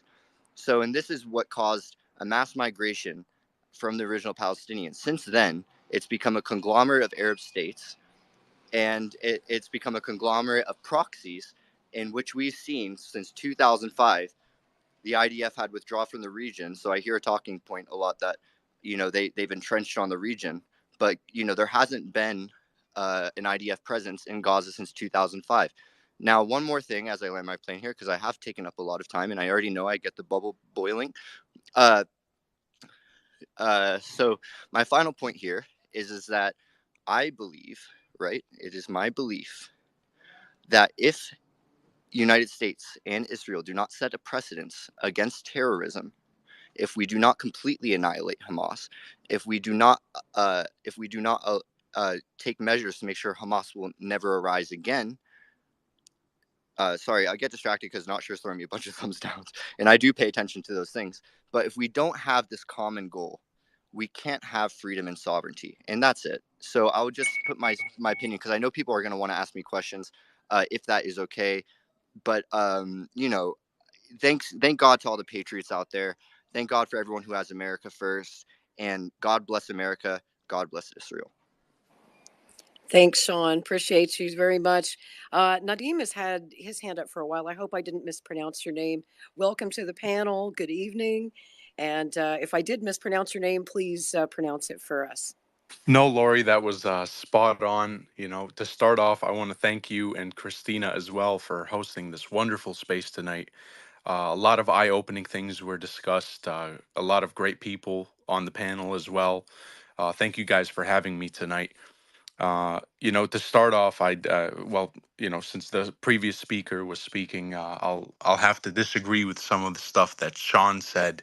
The area in which Israel resides today wasn't barren; it wasn't completely empty of inhabitants. Therefore, there was a Palestinian people there, and the problem that exists today is because the Palestinians do exist. It's not like a people doesn't exist. They are Arabs and Arabs exist. Therefore, there is a population there. And I'll have to, end that little topic with what Christina said earlier. That resonated with me quite well, and I have to agree with it. The horrible loss of human life that we're witnessing, as sad as it does really affect everybody, not just the people in the region. It affects the whole world. Look at how affected we are. We're sitting here discussing it with thousands, of people listening in from so many different platforms. But people like Kennedy, they really bring a lot of hope to the discussion because we've seen the likes of Joe Biden and cross-party candidates who have 50 years of political careers under their belt and have seemed to accomplish nothing but utter shame for the American people and destruction worldwide. But with that being said, I feel that we need to face the fact that in a democratic society, we are responsible for what our governments do. And the only way we can expiate that responsibility is to use every breath we have and do everything we can do to demonstrate our utter rejection of the criminal acts of our governments. And I feel like Kennedy is the epitome of that. With that being said, thank you guys so much for having me today. I love you all, respect one another, love one another. And, my door is always open if you'd like to discuss anything. Thank you so much, Nadeem. Pleasure having you on the space. Appreciate you very much. Let's go to Ali. Ali has his hand up. Good evening, Ali. Welcome to Hey, the space. thank you. Good evening. Going to try and bring a unique perspective on this just so everyone can listen. I was born in Chicago, so I'm an American citizen, to a Palestinian father and a Southern Lebanese mother. And I want to give people a bit of my background because in 2006 in Southern Lebanon, my mom was getting her cancer treatment in the University of AUB where we're staying, and between a village called Ait al-Shab and a city called Sur. In 2006, I lived that war, and the Israeli army implemented the Dahi doctrine that calls for the indiscriminate bombing of civilian infrastructure. Now, regardless wherever you come from, whatever side of the aisle you come from, you have to all agree that the indiscriminate bombing of civilians and civilian infrastructure, that is wrong. And if you don't believe me, that is an actual military doctrine that they have that anyone can go look up. It can be easily Googleable. And to address the point that they drop leaflets or whatnot, well, if you go back and look in 2006, the first thing they bombed is the airport. The second thing they bombed are the roads. They dropped leaflets on us to leave 5 minutes before they bombed my neighborhood. So when people, if those pictures of dead civilians are affecting everyone, I mean, I heard those screams under the rubble, and I had to move the dead bodies of relatives and friends of mine back in 2006. So and some people try to come and tell me my reality is denied. I don't want to get into that too much, but I do want to address the previous speaker really quickly, and I do want to leave a message for Bobby. To the previous speaker, regardless of whatever you think there were people out there is no denying the fact that there were people living in that land. There's massacres like Tantura, like Kafr Qasim, like Lydia, like Ramli, that all has happened. And these are facts. You can go look that up. And to Bobby, I just want to leave him a message. I urge you to listen and be objective to both sides. Listen to the stories of Palestinian people. Listen to their history. We have a very rich cultural history. I'm not attacking anyone over here. I am pro-peace. And as an American, I am pro-freedom, life, liberty, pursuit of happiness, and justice for Americans and for everyone around the world. That is my perspective, and I hope everyone can share that perspective too. Thank you so much for having me, Lori. Ali, thank you so much. Thank you. You're in Lebanon, right? Right now? Actually, no, I'm in the U.S. I'm working in the U.S. right now. I have a job here, but I was in Lebanon because my mom was getting her cancer treatment, and shortly after my mom got her cancer treatment, my dad unfortunately got cancer, and him just having the Palestinian Authority doesn't have a passport that no covenant affect him. He was being humiliated in airports just for being a Palestinian. He was an old man getting cancer treatment. Unfortunately, he passed away by now. But I mean, that's the life struggle that Palestinian people go through around the world. That's just not my. I mean, thankfully, I have the citizenship, and I am very grateful to America for the United States for the protection it gives me around the world. My dad, unfortunately, didn't have that pleasure, and he was being affected wherever he goes. So I just want to shed some light to the entire world on our history and our struggle that we went through. I'm not attacking anyone over here, but just be objective and listen to our stories like you listen to other people's stories. For the longest time, we've been shut out of the mainstream media, and that's why you don't hear our stories. So just want people to be objective. I'm so glad you spoke on this space tonight, because I know Bobby will listen to every word that you said, and your story was deeply profound and moving. And I'd like to move on to Michael Keeling up in Vancouver, Canada. I work on Maverick News. We're a Canadian news network, so I'm always interested to hear what our Canadian brothers up in the Great White North think. Good evening, Michael. You can unmute your mic. Going once, going twice. Michael, are you there? Hello? Hello, Michael. Hi, can you hear me? I Yeah. have to stand outside because my roommates are Antifa and I'm not allowed to speak about Israel in my home. Oh. Yeah. Well, you can speak about Israel here, my friend. Yeah. I just wanted to clarify a few things. I'm not American, but I absolutely love RFK, sorry, I'm really nervous. RFK Jr., sorry. It's okay. I wanted to Take your clarify a few things about Israel and Palestine. I think it's great that he supports Israel. And I think it's worth pointing out the fact that Palestine has never been a nation. They've never had a king. They've never had a national leader.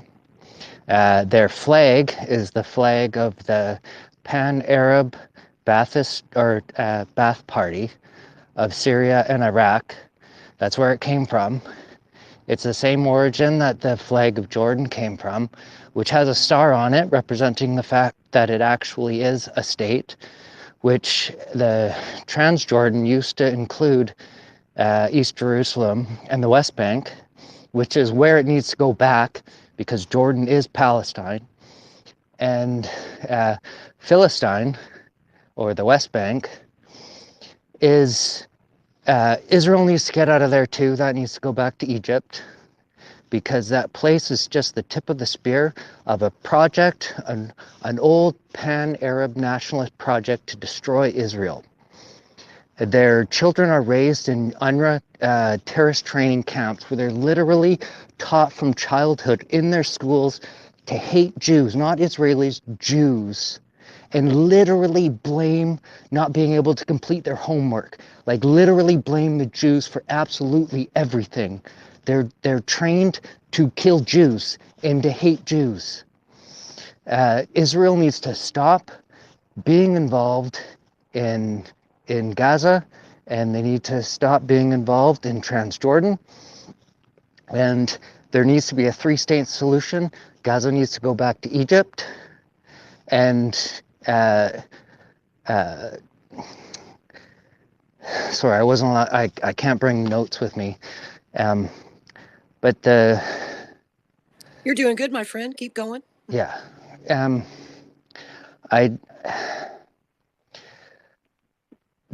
The only way that this war can end, the only people who can start a permanent ceasefire is Hamas.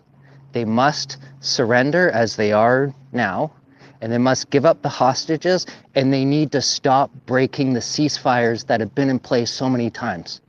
Right? Israel will agree to a ceasefire and Hamas will break it every time. The massacre that happened on October 7th, these people were capable of slaughtering people in the most sadistic manner possible, laughing, cheering, going to the fridge of people they've massacred to grab a pop and drink while the dead bodies are lying on the floor, because they've been raised to hate Jews and see them as subhuman animals. Israel needs to wash their hands of it. When they're done with Hamas, get out of Gaza, get out of the West Bank, let Egypt take back Gaza as they had it before, let Jordan, which is Palestine, go back to being Transjordan, take the West Bank, and take East Jerusalem.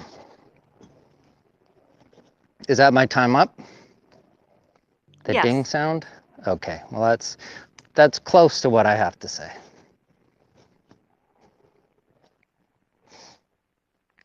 I'm done. Thank you, Michael, so much for your Yeah. time. Yeah. Appreciate it. I let you go 3.5 minutes because you had to get out of your house and walk a little. So thank you. Lori, are you still there? She might be I am, frozen. but I was just having a snack in my mouth. Hey, it's fine. I'm going to let you talk for a few minutes. Well, sure. I would just want to see if anybody else has their hands up. Any more questions? Lori, I think, here at the end, I just have my cat meowing to try to come into my room. So I'm going to open up my door. Excuse me for that. No problem. I thank everybody so much for their time this evening. And I've learned so much from everybody. Hey, Cricket, here on this call. And I thank you so much. I wanted to also say, I really believe that come from a place of more voices and more choices. I'm glad somebody like Kenny, no matter, we may not agree with all his viewpoints, could be Marianne Williamson too, or Dr. Jill Stein, Cornel West, Vivek, you name it, like so many different candidates running that care about our country. And I think we can all agree that most of Kennedy's viewpoints are on point, and I'm glad he's out there expressing how he feels. And I hope that his role in the U.S. government inspires even more people to run that really will pave the way for a truly independent movement. I see so many people running for Congress in 2026, and I think that no matter the direction Kennedy goes in, he and many others that I've mentioned, and so many more, over 200 people, I think, running for president now, are paving the way for something so much bigger. So, Lori, I just want to take a moment on behalf of, maybe, if I can, everyone on this Twitter space. Thank you for bringing me on as a co-host and for making this a reality tonight, because again, the amount of knowledge, I specialize in electoral reform, and by the way, ballot access. I am being considered to get Robert F. Kennedy Jr. on the ballot. I hope that I get the contract with the super PAC. I may not. I should know any day now. I would do it. I did it for Ralph Nader as an independent in 2008. And I truly believe that even if you don't believe in all the viewpoints of what Kennedy has to say, everybody has the right to vote. They should have the right to vote for him. So, Lori, thanks again so much for your time. And I'm not sure if we have any more questions, so I'll just let you proceed and maybe almost wrap up, because I haven't even had dinner yet. This was just too exciting to walk away from. I had to sneak a bite to eat there. But I don't want to leave people out in the cold, because I know many of you have been waiting. So I tell you what, I'll extend the space another 30 minutes. We'll do another half hour and try to cycle through the rest of the folks who'd like to speak. Hopefully we can get to you all. I do ask, if you'd like to speak, to please put your hand up if you know how to do that. That helps us see you better, and we'll try to come to you in the order that we see you. I see that Thomas has been trying to speak for a while and was having some technical difficulties earlier. So let's go to Thomas next. Thomas, hopefully you got your tech issues worked out. Welcome to the panel. Good evening. Good evening. Thank you. Yeah, I hope I got them worked out at least for long enough to speak. So I would like to answer the question that you said, what would I say to Robert F. Kennedy Jr. about this issue? I know that's not the exact question, but that's what I want to speak to. And before I speak, I want to say that I'm 73 years old. So I've seen quite a bit of U.S. governmental foreign policy. And the morals of the foreign policy of the U.S. government are abhorrent. those are not morals that I think most Americans, if they knew the truth, would support at all. I would say to Robert F. Kennedy, why are you supporting this state? Why? It was created out of terrorism. They're still the terrorists. They will be the terrorists until they're stopped. Why, you being a peace candidate, do you support the terrorists? And I'm not talking about the Palestinians. I'm talking about the criminal terrorists that run Israel. That's what I would say to him. I would say, what are you afraid of? Are you afraid because more than likely they killed both your uncle and your father that they're going to kill you? That's what I would say to him. Because there was a gentleman earlier that spoke, and he spoke of a Frenchman who made the film about Robert F. Kennedy Jr. and John Kennedy Jr.'s death. And that's about an hour and a half long film, goes into great detail that shows that it was Israel behind the deaths of both John and Robert Kennedy. So when I think about what Robert Kennedy's doing right now, one of the only things that I can think about it is he's just concerned that they're going to kill him also, as they probably killed his father and uncle. And it just doesn't make any sense to me. This man is addressing the most important issue facing this country right now, which is our chemical agriculture that's destroying our food supply, killing our soil. That's the most important issue this country faces. We have a country of obese, sick people. We have a country of people who think vaccines are the answer, and Bobby knows they're not, especially in their current state. So I just don't understand his stance unless they're afraid that they're going to kill him if he doesn't support them, like they probably killed his father and his uncle. That's what I would say to him.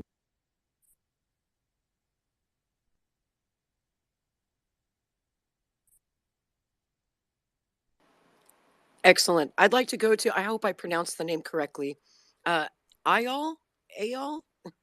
I'm so sorry if I got your name wrong. Eyal, thank you. Good morning from Israel. Hello. I actually wanted to speak because I've heard Michael from Canada, but I can't leave what Thomas was just spewing conspiracy theory one after the other. It's quite amazing that first of all, people have no clue about the vibrant democratic country of Israel, which, like any other country in the world, does have flaws. I'll be the first person to admit it. Israel has a lot of flaws, but Israel is not a terror state. Israel is not an apartheid state. 20% of the Israeli population are Arab Muslims, free to practice their religion. In fact, it's the only country in the Middle East in which Jews and Arabs, Jews, I mean, as the nation of the Israelites, not people who necessarily are Jewish as far as religion, live together. Those who want to practice any religion can do so. There are also Christians. And there is even, the head of the biggest bank in Israel is Arab Muslim. One of the judges on the Supreme Court, just, don't trust me, Google the name Joubran, Judge Joubran, Joubran, is a person who sent an Israeli Prime Minister, Olmert, to jail for criminal reasons, because even in our not so perfect country, prime ministers face the court if they're doing something wrong and being thrown to jail. And I can go on and on. I just wanted to say to Michael, who spoke before the conspiracy theorist that was after him, that I would be very interested to hear what does he mean that he live with people from Antifa doesn't allow him to talk, because that's a concept that I don't understand what it is, and I want to understand more about what is Antifa and what's their reach, and how come they are, people he live with don't allow him to talk. Thank you. I just added Michael back as a speaker. Hopefully he can answer your question real quick. Michael, you want to jump in there and answer that? Sure. What was the question? Sorry, my I'm not. headset died, so I hope you can hear me. No, this is okay. I hear you. I wanted to understand, how big is this Antifa and their influence, and what does it mean that you live with people from Antifa that don't allow you to talk in your room or house or whatever it is? It's a concept that I just don't understand what it means. Yeah, it's crazy. I'm even nervous about speaking about it outside here. I'm like trying to avoid pedestrians because I live in East Vancouver. Antifa is just a group of thugs who they're all rabid anti-Zionists, but they're far left-wing thugs. I don't know if you Google it or look them up on YouTube, you'll see just how awful they are.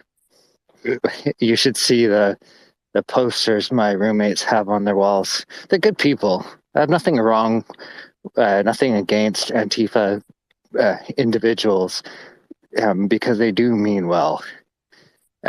But they beat up conservatives, and it's just awful.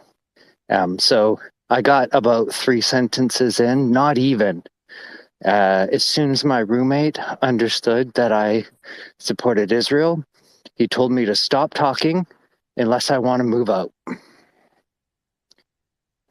So yeah, it's pretty awful. Wow. Yeah.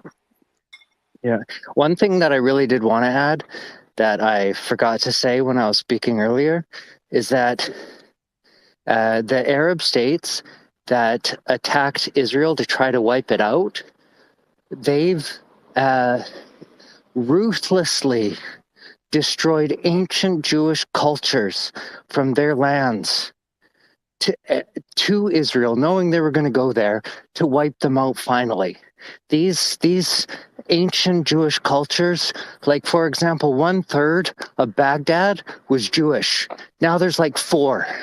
Now there's 4 Jews in Algeria and I forget which other country. They have no Jews. Like these nations no longer have Jews. These people lived in those nations for thousands of years. In Iraq, they were there since 587 BCE when they were expelled or Jerusalem was taken over.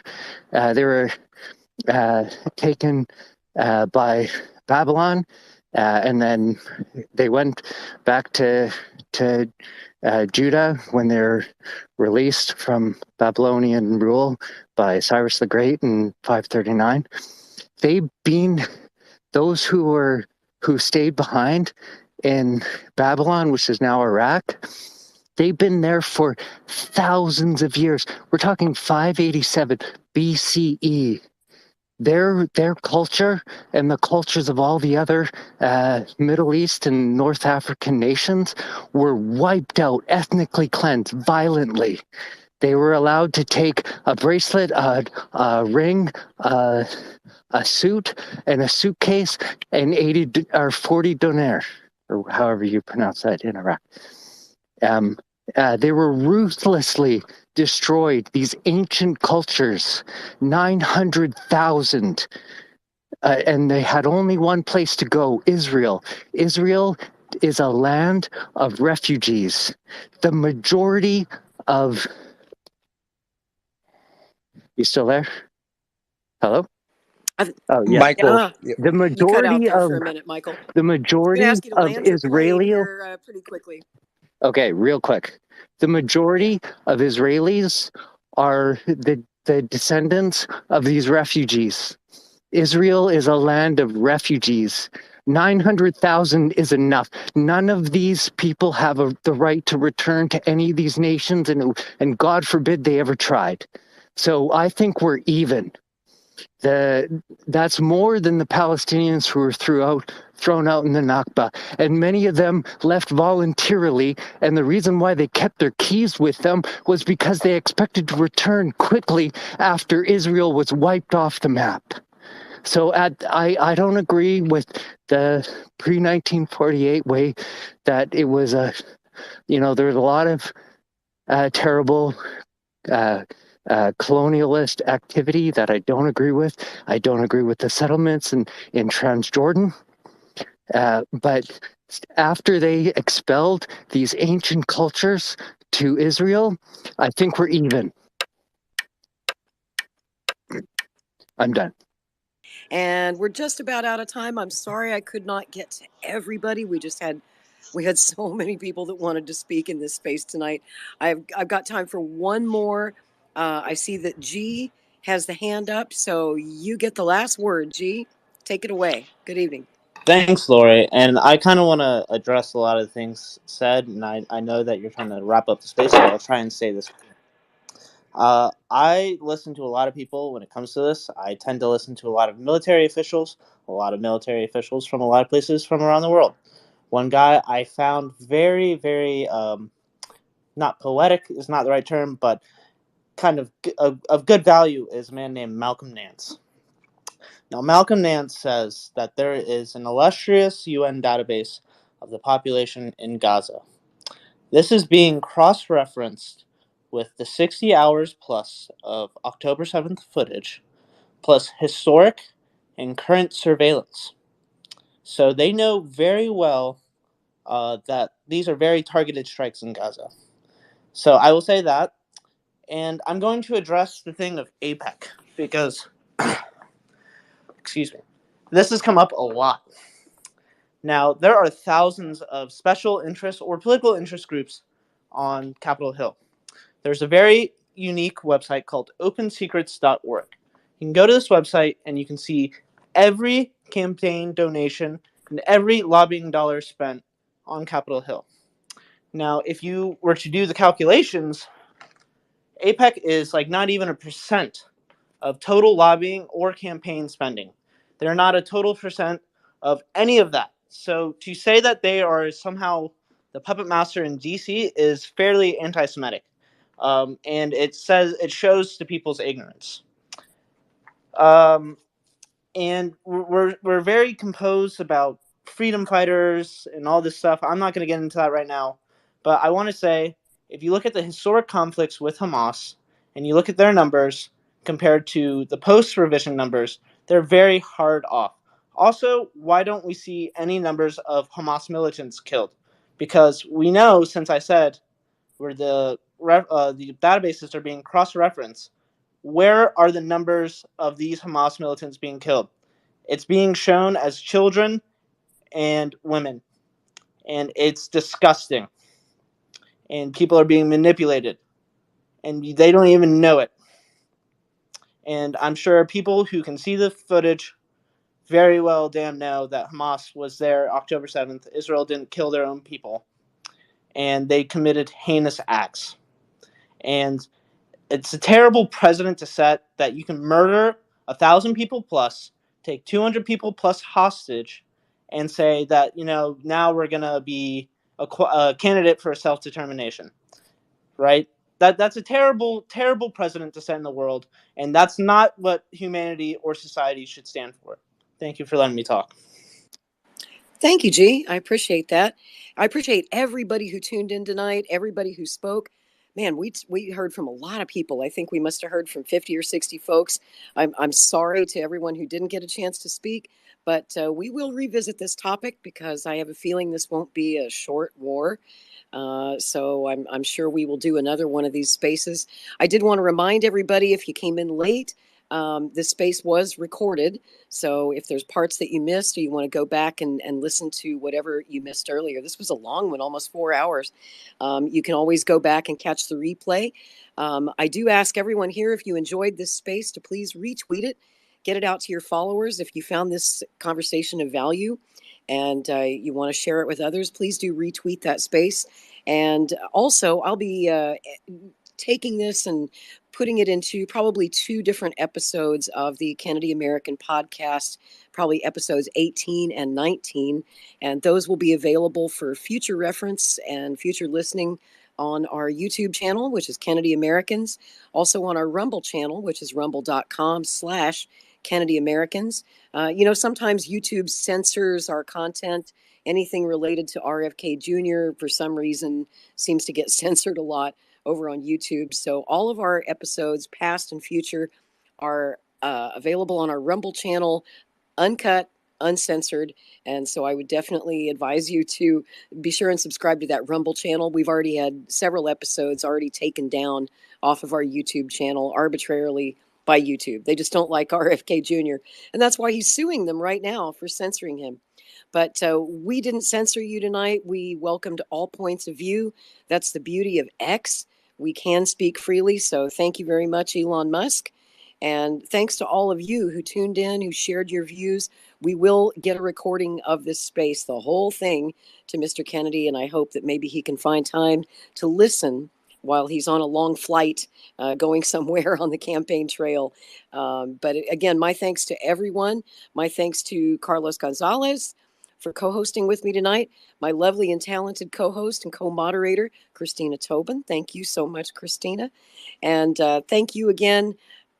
Obviously, I appreciate everyone for tuning in tonight, and we'll be back soon here on X Spaces. In the meantime, I hope that we can all agree on one thing, that we all want peace. Until next time, my friends, good night.